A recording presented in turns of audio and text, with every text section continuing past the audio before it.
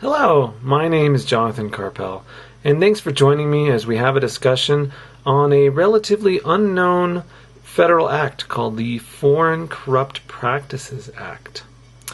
During the Watergate scandal hearings, it actually became apparent to regulators that companies were making illegal payments to political campaigns. And not only political campaigns, but actually to foreign officials. Now, upon a little more digging, these companies seem to be going to great lengths to cover up these payments, using obscure transactions and phony accounts to funnel cash through these different slush funds.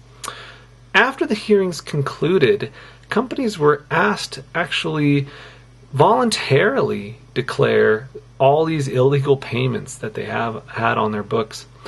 Amazingly, over 300 companies complied with this voluntary request. It was apparent to the regulators that there was a problem here that needed to be dealt with. The value of those payments ranged into the tens to hundreds of millions of dollars. Congress, after this point, swiftly passed the FCPA in 1977 and followed that up 11 years later with a few amendments in 1988.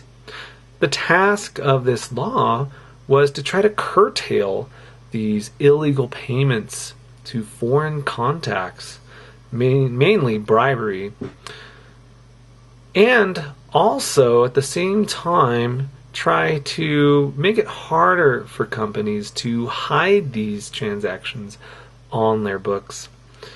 Critics of the law felt that the FCPA put too many onerous constraints on their ability to do international business, and the myriad of accounting rules put into place were ambiguous and also increased accounting costs significantly.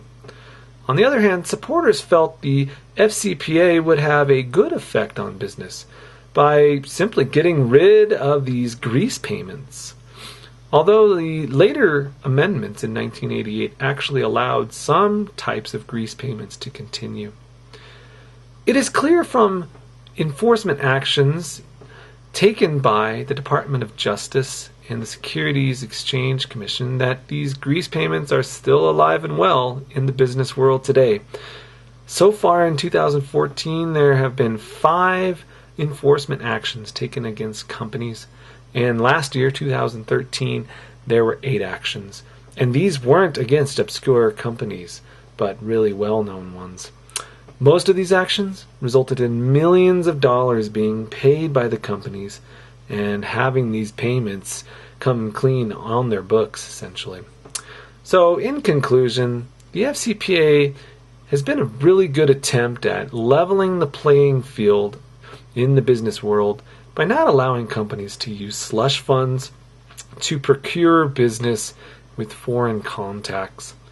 The future of the FCPA may include more amendments to try to spur even more enforcement action against companies that try to break the rules to get a bigger slice of international business, or may simply try to get rid of some of the ambiguity in the rules that are in place now. Thank you very much, and I'd appreciate your comments on the FCPA. Have a nice night.